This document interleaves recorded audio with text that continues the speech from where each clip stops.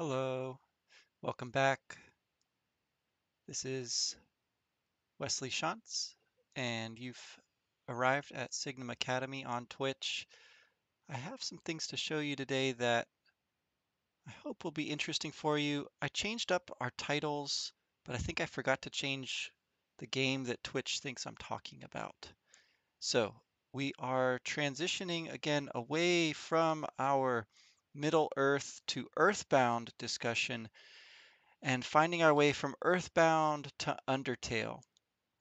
And thus, there is a clear, although perhaps not entirely obvious, connection between Middle Earth and Undertale. So that's where the title comes from this week.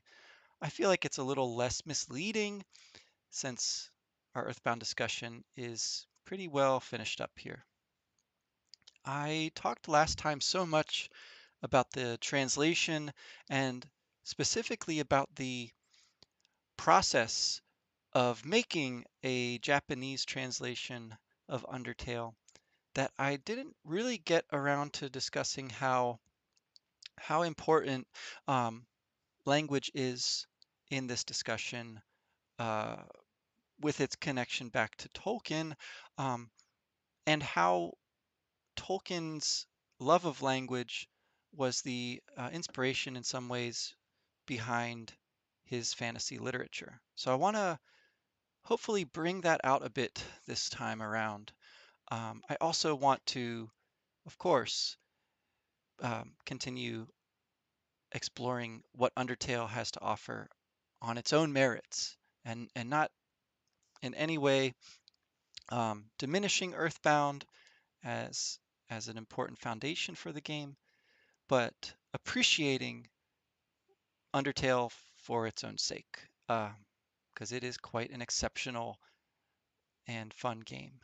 So I hope that everyone out there has had a chance to play Undertale, at least start it by now. Um, but I'll try not to make any major spoilers if you haven't. Just be warned, I'm not one to really worry too much about spoilers myself, so it sometimes can be a thing that I get careless about when I'm discussing these games. Earthbound, of course, uh, a bit of a cult classic, not one that everyone has necessarily heard of, or if you've heard of it, you may not have had a chance to play it. Um, Undertale, a much more recent game in the scheme of things, but still a decent time has passed since it came out. So again, I'm assuming that you've had a chance to play it by now if you want to, and hoping that you won't uh, be too upset if I do accidentally spoil something. All right. Anytime you have questions in the chat, go ahead and post them. I may not see them right away, but I'll try to check it periodically here. So let's get rid of this one and let's share the screen. Um, Oops, I don't want that one. I already have enough of me going on here. Oh, that's the one I want to take away. All right, now I hope you can see my screen okay. So I'm going to show, first of all, what's up with Signum Academy these days. I think it's been a while since we talked about our bigger picture here. So the bigger institutions that we're connected with, Signum University and all of its associated galaxy of offerings.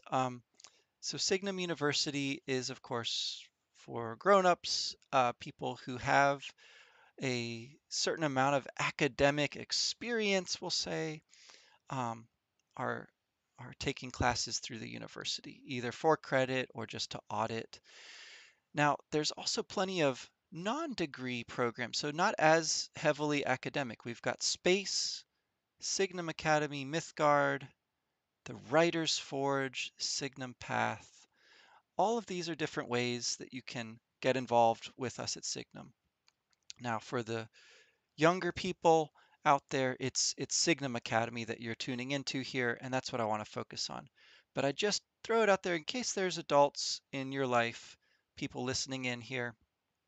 If you're a little bit intimidated or just don't have the bandwidth right now to do a full-on degree program, just know that there's other options through Signum University that are pretty great. The space program, the path program could certainly give you a lot of academic stimulation and make great connections for you with other folks. Um, and same goes for Mythgard. Now, the Academy, we do want this to be enriching and educational, but we want it to be fun as well. And so this is for those younger folks and um, and parents and caretakers out there. Check out our club's offerings if you are into reading and talking about books. We've got book clubs. If you're a creative writer or aspiring author, as we put it here, we've got the writing clubs. Conversation Club and Translation Club go to this theme of language, which is so important in the background of the worlds of our favorite authors and writers. Um, Translation Club right now, I believe there's a German and a Conversation Club. I think there's Japanese.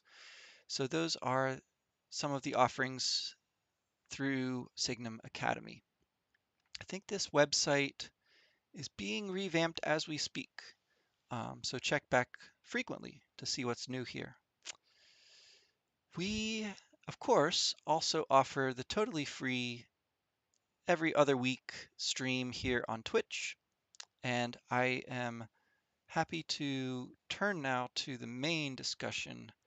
Won't uh, have too much in the way of a book discussion this week.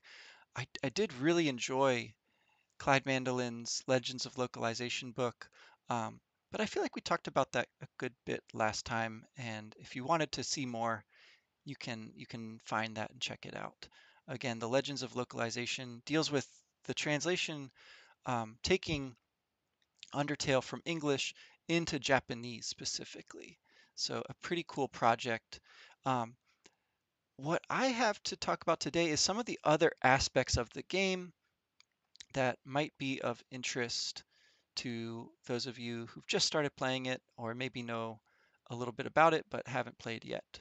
So this is going to be a pretty general discussion, and I'm hovering over this tab because I've done some things with this game in the past, and so I'll just show you where this is all coming from, and then I'll try to make that connection back to Tolkien.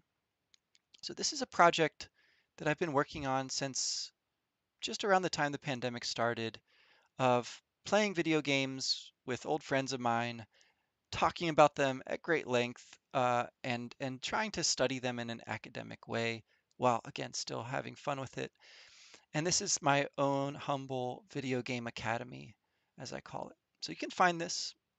It is uh, geared towards a general audience, so most things on here should be okay for kids and parents. I hope that no one is offended if I uh, said or did anything on this website that does not agree with you. Again, there's going to be spoilers here. That's the main thing you might watch out for. Um, I cannot vouch 100% for the podcast episodes that are out there. Some of my guests have some coarser language at times, so just fair warning. But this course page is for Undertale, EarthBound, and Beyond. So another version of this same discussion that I never tire of, making everything revolve around EarthBound, my favorite game, and a really important one for me growing up. As it turns out, pretty impactful for Undertale as well. So I taught this course on another platform, and I still have the slideshow. So that's what I'm going to be looking at here with you today, is a slideshow that I put together for that course. There's a whole series of games that sort of followed from this, and this was again just the kids course that I was working on at the time. So a lot of readings and ways to engage with some classic games here. Final Fantasies, Marios, and so on. But we're going to focus on Undertale and EarthBound today. So here's the slideshow from that before we go there. All right, so chat is quiet. Let's view the slideshow.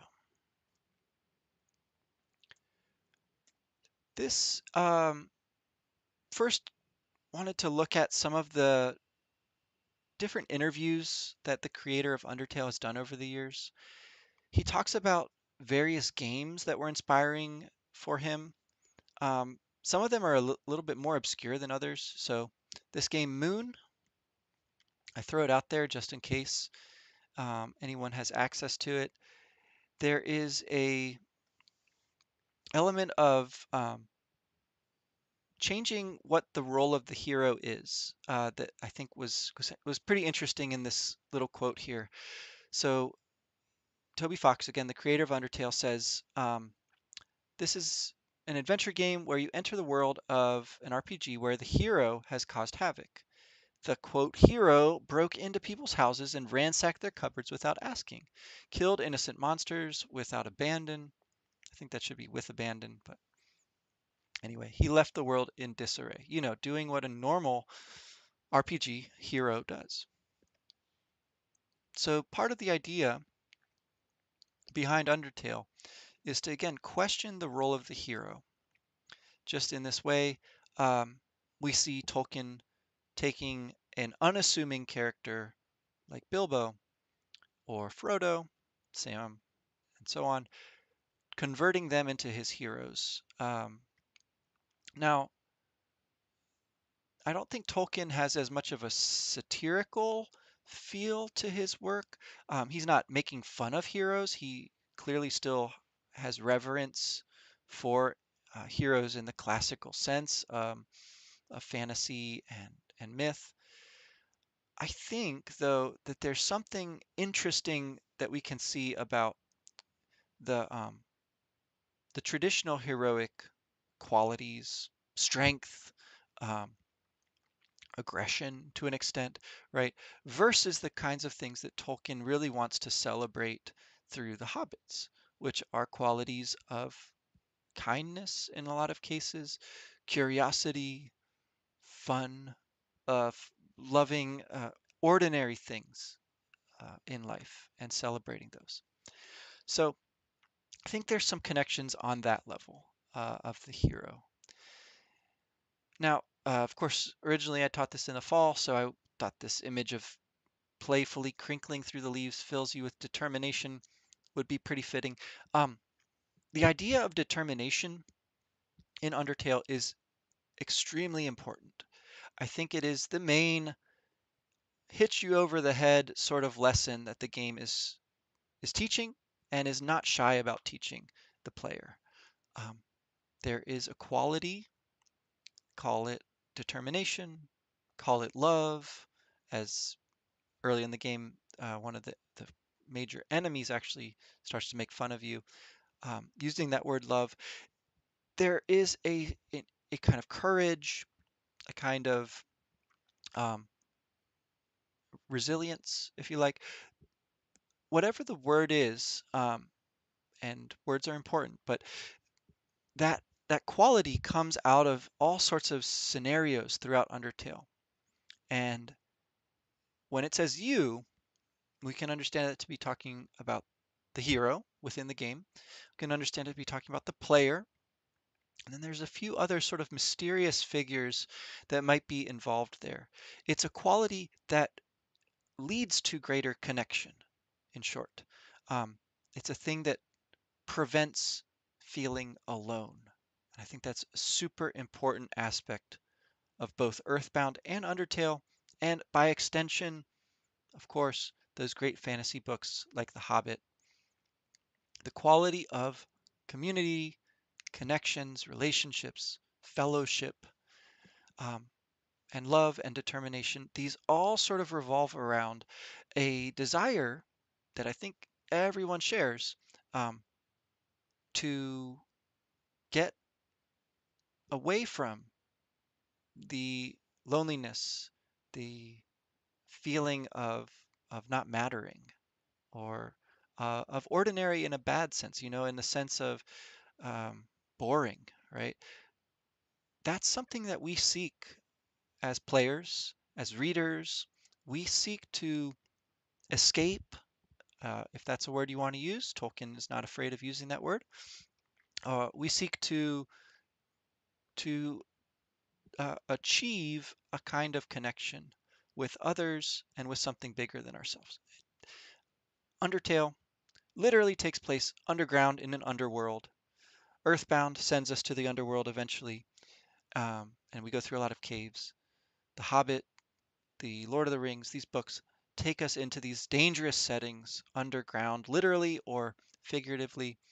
And of course, great heroes of mythology have their journeys to the underworld, right?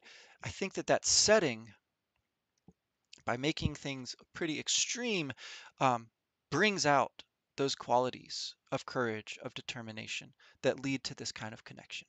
I think that is essential to all of these works. I think it's the main thing that we're trying to get when we play and when we read them. And so we do this through language. And I think that's the other piece of this that we should kind of circle back to throughout this discussion here. So Toby Fox says that he wanted to make something that had as much emotional power, humor, and wonder as the Mother games, those Earthbound series of games. The main character is a kid wearing a striped shirt, so that's probably too obvious. So he literally just takes visual elements from the Earthbound games, but also these elements of power, humor, wonder, and he puts them into Undertale. He played Earthbound when he was 4 years old, so even younger than I was when I played it the first time. He says he was so young that it helped me learn to read and also transformed my brain forever. I love this quote so much because there is absolutely still a prejudice out there among educators, among teachers, that says, video games, those are bad. Those are a distraction, and books are good. You should read books. And I totally agree with the second part of that, that books are great and you should read them. But I have to disagree very strongly with anyone who is dismissing video games as merely a distraction because there's many kinds of video games out there, just as there's many kinds of books out there, and some are better than others, and some can teach you things that you're better off not learning, right? And then there's some books that teach you things that you absolutely can never tire of learning and must learn over and over and over again. Same goes for video games. And Undertale and Earthbound are games that teach these lessons in an exceptionally powerful way.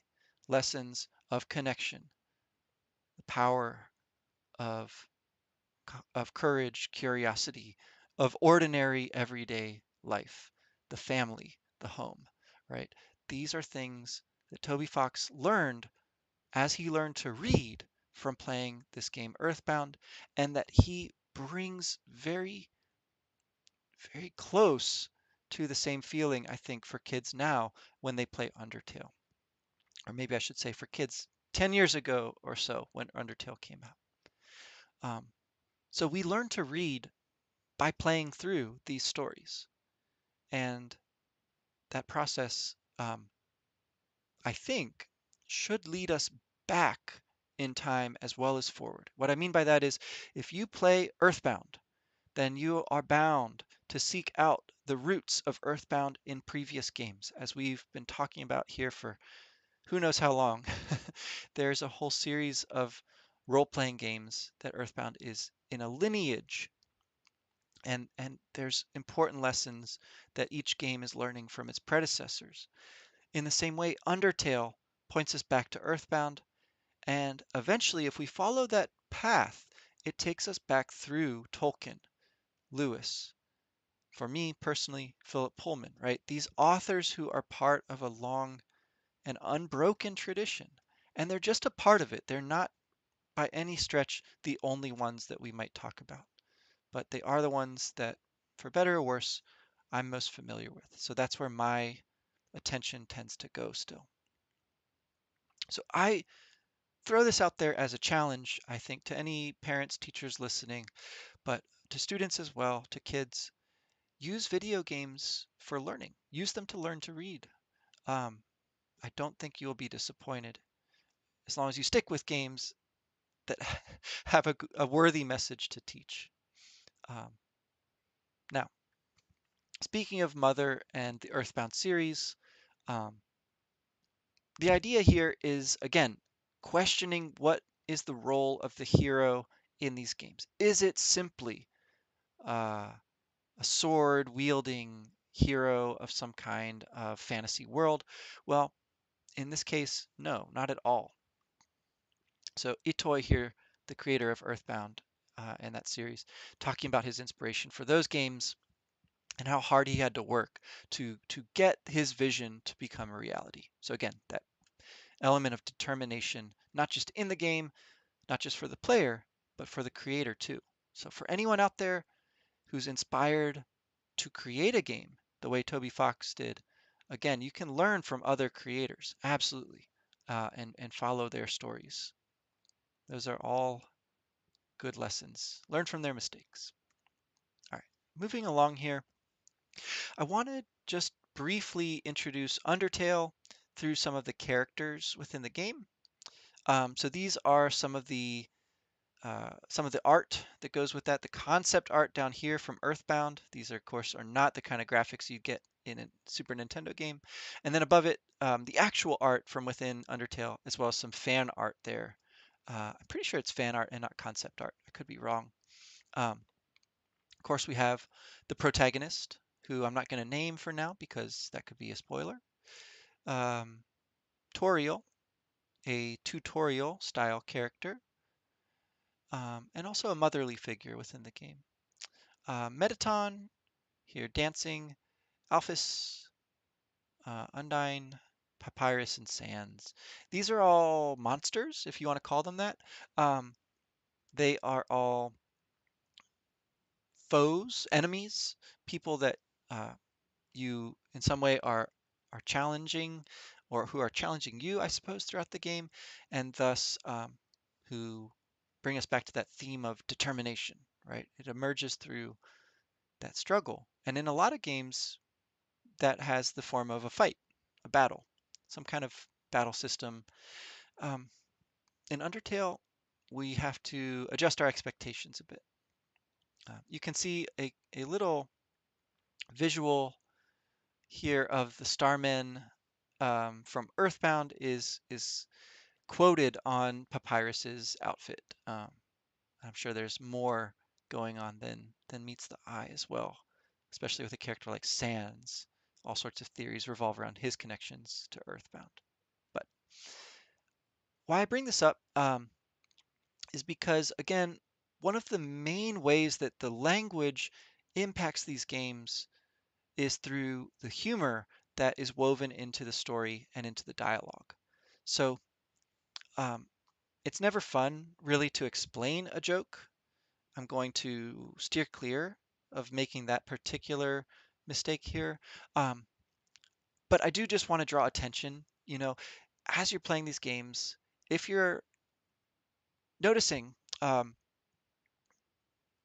the ways that not just the language, but the font, the style of speech for different characters brings out their personality, um, draws a connection, of course, between Undertale and Earthbound, and then by extension brings us to stories about the creators, right? Um, this is a not so well known feature of Earthbound, but the font that's used for the Saturn's language, the Mr. Saturn's language, is supposedly based on the handwriting of Itoi's daughter, the way that she wrote at the time when he was developing the game, so as a small child. Um, so it's boggling my mind to think about it this way, but in some sense, we learn our own language, our native language, the language we speak, or our mother tongue, we learn that language completely differently from any other languages we might learn later in life. And I just think that that's something that the game's drawing our attention to here by inserting not a foreign language exactly, but a language that's different enough that you have to be conscious of it. You have to think about it a little bit harder than you might otherwise. Um, I have always been interested in these games that come from Japanese creators, and I've always played them in translation. I've always wanted to be able to play them in the original language, but I just haven't learned Japanese well enough yet. So that's a goal of mine, a personal goal of mine. Um, they say, and I trust them, whoever they are, um, that one of the best measures of truly knowing a language is being able to make jokes and get the humor. And so um, when you're getting a joke and it coming naturally to you, it's probably because you know your native language really, really well because of the way that children pick up language. It's just practically miraculous. It's such an amazing thing when you stop to think about. Um, so not to spoil the humor, but just to help you maybe appreciate it a little bit more. Um, and again, alongside that, right alongside that funny, lighthearted, hilarious part of these games, we have some really scary, well, things that demand courage from the player, things that are so frightening or upsetting that they bring out that determination. So, uh, this makes a natural endpoint, I think, for today's conversation, and I don't want to bore you or talk too long about this stuff. So, I'll pause here just for a sec to see if there's any questions or comments in the chat. Um, see, no, it's quite quiet in the chat, and that's pretty par for the course here. All right, so I do want to make a quick uh, public service announcement. Again, um, besides checking out Signum Academy, which I encourage anyone out there watching either here or later, encourage you to check out that site. I do have a personal circumstance that might keep me out of streaming for a little while here. So my attendance might fluctuate in the coming months. Um, my wife is having a baby. This will be our second kid, and I'm really excited, but I know that that's going to impact my my ability to be here regularly. So if I miss some weeks, some first and third Mondays coming up, that's why. I'll still try to make it at least for short check-ins with y'all. With anyone playing Undertale out there, again, we hope that it helps you grow up and make an amazing game of your own someday. Toby Fox is waiting to play it. I'm waiting to play it too. And again, if you prefer reading and writing stories, we offer that as well. If you, like me, want to learn Japanese or German or any of these languages we offer, come and check them out here through Signum Academy and the Clubs program.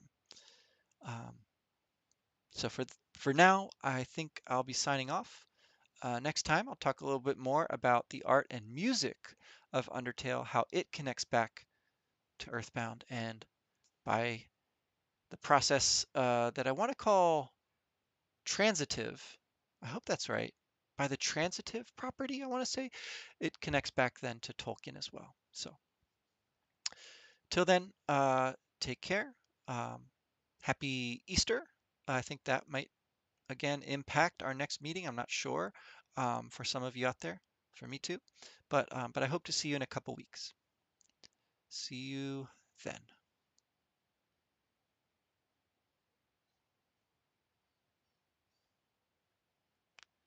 How do I?